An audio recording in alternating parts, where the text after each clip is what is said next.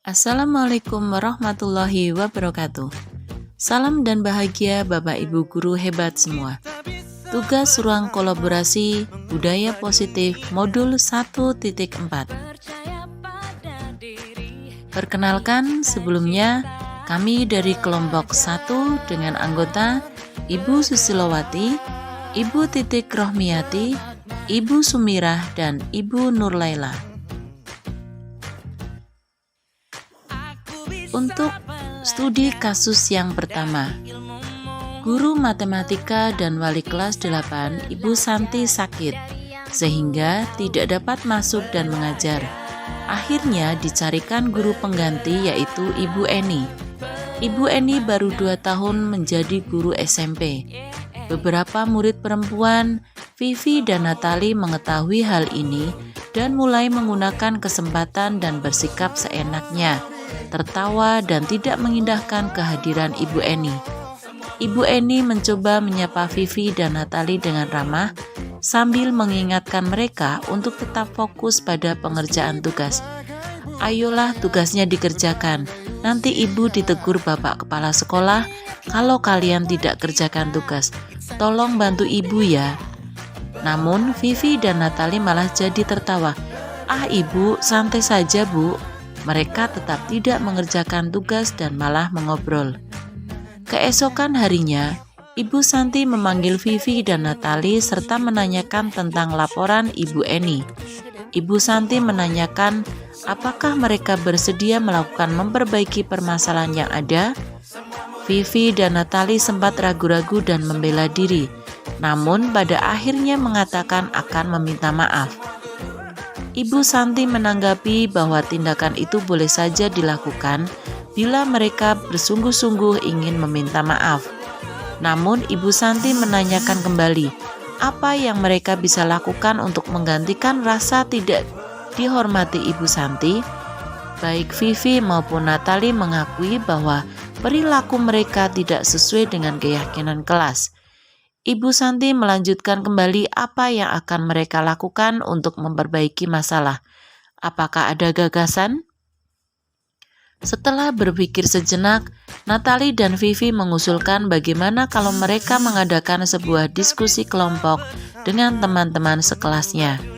Tema yang mereka pilih adalah penerapan keyakinan kelas, terutama tentang sikap saling menghormati dan bagaimana penerapannya di kehidupan sehari-hari di sekolah. Usulan kedua adalah mengirim email kepada Ibu Eni tentang gagasan mereka tersebut. Mereka pun memberitahu Ibu Eni bahwa mereka telah memberitahu kepala sekolah Bapak Hasan. Bila lain waktu ada ketiadaan guru, maka mereka akan mengusulkan Ibu Eni sebagai guru pengganti. Pertanyaan analisis dari kasus yang pertama. Dalam kasus di atas, langkah-langkah restitusi apa saja yang sudah dijalankan oleh Ibu Santi? Menurut kelompok kami, langkah-langkah yang sudah dilakukan oleh Ibu Santi adalah 1. Menstabilkan identitas dengan kalimat Ibu Santi memanggil Vivi dan Natali serta menanyakan tentang laporan Ibu Eni. Yang kedua, Ibu Santi menanggapi bahwa tindakan itu boleh saja dilakukan bila mereka sungguh-sungguh ingin meminta maaf. Namun Ibu Santi menanyakan kembali apa yang mereka bisa lakukan untuk menggantikan rasa tidak dihormati Ibu Santi. Kemudian langkah restitusi yang kedua yaitu validasi tindakan yang salah, yaitu Ibu Santi menanyakan apakah mereka bersedia melakukan memperbaiki permasalahan yang ada. Vivi dan Natali sempat ragu-ragu dan membela diri. Kemudian langkah restitusi yang terakhir yaitu menanyakan keyakinan. Ibu Santi melanjutkan kembali apa yang akan mereka lakukan untuk memperbaiki masalah. Apakah ada gagasan? Pertanyaan yang kedua, menurut Anda, apakah restitusi yang diusulkan Vivi dan Natali sudah sesuai dengan pelanggaran yang telah dibuat? Apakah langkah-langkah restitusi yang telah diusulkan mereka? Menurut kelompok kami, restitusi yang diusulkan Vivi dan Natali dengan pelanggaran yang telah dibuat sudah sesuai. Adapun langkah-langkah restitusi yang diusulkan Vivi dan Natali yaitu 1. Mengakui perilaku mereka tidak sesuai dengan keyakinan kelas. Yang kedua, mengusulkan untuk mengadakan diskusi kelompok dengan teman-teman sekelasnya tentang penerapan keyakinan kelas, terutama tentang sikap saling menghormati dalam kehidupan sehari-hari di sekolah. Yang ketiga, mengusulkan untuk mengirimkan email kepada Ibu Eni mengenai keputusan mereka. Yang keempat, merubah sikap untuk lebih santun pada guru pengganti. Dan kelima, memberitahu kepala sekolah bila lain waktu ada ketiadaan guru, maka mereka akan mengusulkan Ibu Eni sebagai guru pengganti. Pertanyaan ketiga, dalam kasus di atas, posisi apakah yang telah diambil oleh Ibu Eni dalam menangani Vivi dan Natali? Jelaskan jawaban Anda. Menurut kelompok kami, posisi Ibu Eni sebagai teman. Ibu Eni mencoba menyapa Vivi dan Natali dengan ramah, sambil mengingatkan mereka untuk tetap fokus pada pengerjaan tugas. Dengan kalimat, ayolah tugasnya dikerjakan. Nanti ibu ditegur bapak kepala sekolah kalau kalian tidak kerjakan tugas. Tolong bantu ibu ya. Pertanyaan keempat, jika Anda adalah Pak Hasan, bagaimana Anda menyikapi langkah yang ditempuh Ibu Santi? Menurut kelompok kami, jika sebagai Pak Hasan, saya sangat mendukung dan mengapresiasi langkah Ibu Santi dalam menangani masalah, yaitu mempersilahkan murid mempertanggungjawabkan perbuatannya dan mendukung murid untuk menemukan solusinya. Murid akan merasa senang dan akrab dengan guru, serta murid lebih menghormati guru. 2. Sabrina hari itu bangun terlambat dan terburu-buru sampai di sekolah. Dia pun akhirnya sampai di gerbang sekolah, tapi baru menyadari kalau tidak menggunakan sepatu hitam seperti tertera di peraturan sekolah. Di depan pintu kelas, Bapak Lukman memperhatikan sepatu Sabrina yang berwarna coklat. Sabrina berusaha menjelaskan bahwa dia terburu-buru dan salah mengenakan sepatu. Pak Lukman menanyakan Sabrina, apa peraturan sekolah tentang seragam warna sepatu? Sabrina menjawab sudah mengetahui sepatu harus berwarna hitam. Pertanyaan dalam kasus 2 yang pertama, dalam kasus di atas, sikap posisi apakah yang diambil oleh Bapak Lukman? Jelaskan apakah indikatornya. Posisi Pak Lukman di sini adalah sebagai penghukum. Tindakan menghukum yaitu memerintah Sabrina mengikuti pelajaran dengan tidak bersepatu seharian. Indikator dari penghukum yaitu menjatuhkan mental Sabrina, melakukan hukuman bernada suara tinggi. Pertanyaan kedua, bila Bapak Lukman mengambil posisi seorang manajer, apa yang akan dikatakannya? Pertanyaan-pertanyaan seperti apakah yang akan diajukan ke Sabrina? Jelaskan. Jika Bapak Lukman mengambil posisi seorang manajer, maka pertanyaan-pertanyaan yang akan disampaikan kepada Sabrina yaitu sebagai berikut. Yang pertama, mengapa kamu datang terlambat? Kedua, mengapa kamu memakai sepatu berwarna coklat? Ketiga, apakah kamu masih ingat peraturan yang telah disepakati bersama? Yang keempat, bagaimana caranya agar kamu tidak terlambat lagi ke sekolah, Sabrina? Pertanyaan ketiga, kira-kira bila Anda adalah kepala sekolah di sekolah tersebut, nilai kebajikan apa yang ingin dituju oleh peraturan harus berwarna hitam? Nilai kebajikan yang dituju oleh peraturan harus berwarna hitam yaitu membentuk karakter siswa yang mandiri, bertanggung jawab, dan disiplin. Yang keempat, bagaimana Anda menyikapi langkah yang diambil Pak Lukman mengenai kasus tersebut? Langkah yang diambil Pak Lukman mengenai kasus tersebut menurut saya tidak setuju. Karena Pak Lukman sudah mempermalukan siswa di depan teman-temannya. Dan dia tidak peduli alasan yang diberikan Sabrina karena dia datang terlambat. Berikutnya, saya akan membacakan kasus yang ketiga. Ibu Dani sedang menjelaskan pelajaran bahasa Inggris di papan tulis. Namun, beliau memperhatikan bahwa Fajar malah tidur-tiduran dan tampak acuh tak acuh pada pelajarannya. Fajar, coba jawab pertanyaan nomor 3. Maju ke depan dan kerjakan di papan tulis. Fajar pun tampak malas-malasan maju ke depan. Dan sesampai di papan tulis pun, Fajar hanya diam terpaku, sambil memegang buku bahasa Inggrisnya dan memainkan spidol di tangannya. Ayo Fajar, makanya jangan tidur-tiduran, lain kali diperhatikan. Sudah sana, duduk kembali. Kira-kira siapa yang bisa menjawab? Fajar pun kembali duduk di bangkunya. Hal seperti ini sudah seringkali terjadi pada Fajar. Seperti tidak memperhatikan, acuh tak acuh, dan nilai-nilainya pun tidak terlalu baik untuk pelajaran bahasa Inggris. Pada saat ditegur oleh Ibu Dani, Fajar hanya menjawab, "Tidak tahu, Bu." Ibu Dani pun menjawab lirih, "Gimana kamu Fajar? Kamu tidak kasihan sama ibu ya? Ibu sudah capek-capek mengajarkan kamu, tidak kasihan sama ibu." Dan Fajar pun diam membisu.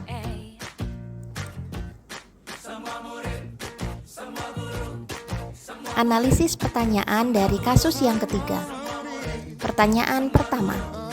Posisi kontrol apa yang diambil oleh Ibu Dani dalam pendekatannya kepada Fajar? Jawabannya adalah sebagai pembuat merasa bersalah. Hal ini bisa dilihat di paragraf kedua yang berbunyi, "Gimana kamu Fajar? Kamu tidak kasihan sama ibu ya? Ibu sudah capek-capek mengajarkan kamu. Tidak kasihan sama ibu." Pertanyaan yang kedua, membaca sikap Fajar, kira-kira kebutuhan apa yang diperlukan oleh Fajar? Jawabannya adalah kasih sayang. Karena di kasus yang ketiga, kita bisa melihat bahwa Fajar tidak bisa mengerjakan soal bahasa Inggris. Dia hanya tidur-tiduran dan acuh tak acuh terhadap pelajaran. Dan Ibu Dani pun tidak pernah menanyakan kesulitan apa yang dihadapi oleh Fajar di mapel bahasa Inggris. Pertanyaan yang ketiga, bila mana Ibu Dani mengambil posisi pemantau, apa yang akan dilakukan atau dikatakan olehnya?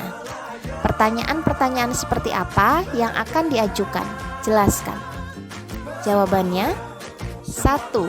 Fajar, kenapa kamu tidak bisa menjawab soal ini? 2. Apakah kamu tidak belajar di rumah? 3.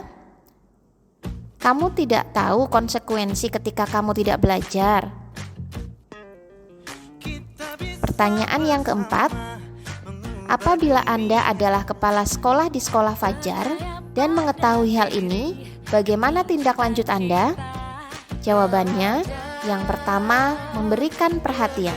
Kedua, komunikasi dengan orang tua. 3, mencari solusi yang dihadapi oleh Fajar. Kasus 4. Anto dan Dino sedang bermain bersama di lapangan basket. Dan tiba-tiba terlibat dalam sebuah pertengkaran adu mulut.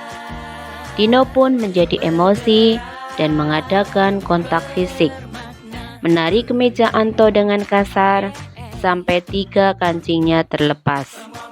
Pada saat itu, guru piket langsung melerai mereka dan membawa mereka ke ruang kepala sekolah.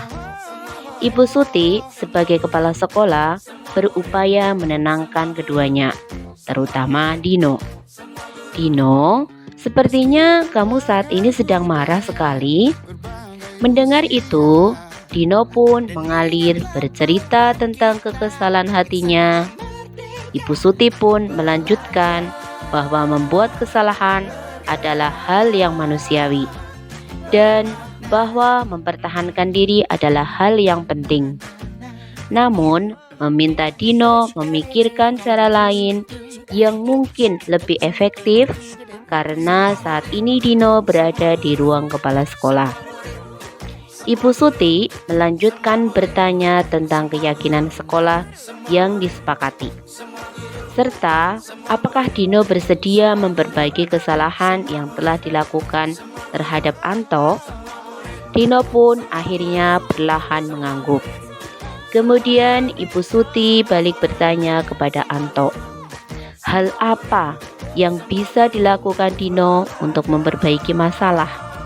Anto menjawab, "Saya perlu kancing saya diperbaiki, Bu." Ibu saya akan sangat marah kalau melihat kancing baju saya sampai copot 3 kancing begini. Ibu Suti pun kembali bertanya ke Dino, apakah yang akan dia lakukan untuk menggantikan 3 kancing Anto yang terlepas? Wah, tidak tahu, Bu. Saya lem kembali mungkin ya, Bu. Ibu Suti berpikir sebentar dan menanggapi, kalau dilem akan mudah terlepas kembali, Dino. Bagaimana kalau kamu menjahit saja? Bersediakah kamu? Dino tampak ragu-ragu dan menanggapi, menjahit? Mana saya tahu bagaimana menjahit, Ibu. Ibu Suti meneruskan, apakah kamu bersedia belajar menjahit? Dino berpikir sejenak, memandang ke meja Anto dan menanggapi, yang mengajari saya siapa, Bu? Dengan cepat Ibu Suti menjawab, Pak Irfan, guru tata busana. Dino kembali diam sejenak, memandang ke meja Anto yang tanpa kancing. Akhirnya Dino mengangguk tanda menyetujui, dan sepanjang siang itu Dino belajar menjahit dan memperbaiki kemeja Anto. Terakhir kali terlihat kedua anak laki-laki tersebut, Dino dan Anto, pada jam pulang sekolah. Mereka sudah bersengkrama dan bersendau gurau kembali. Praktekkan posisi kontrol sebagai seorang manajer. Hal-hal apa saja yang dilakukannya sehingga Anda berkesimpulan demikian? Ibu Suti sudah menggunakan langkah-langkah restitusi dalam menyelesaikan masalah antara Dino dan Anto. Di antaranya, 1. Menstabilkan identitas. Terdapat dalam kalimat, Dino, sepertinya kamu saat ini sedang marah sekali. Mendengar itu, Dino pun mengalir bercerita tentang kekesalan hatinya. 2. Validasi tindakan yang salah. Terdapat pada kalimat, Ibu Suti pun melanjutkan ucapannya bahwa membuat kesalahan adalah hal yang manusiawi dan bahwa mempertahankan diri adalah hal yang penting. 3. Menanyakan keyakinan kelas. Terdapat dalam kalimat, Ibu Suti pun kembali bertanya ke Dino, apakah yang akan dia lakukan untuk menggantikan 3 kancing Anto yang terlepas?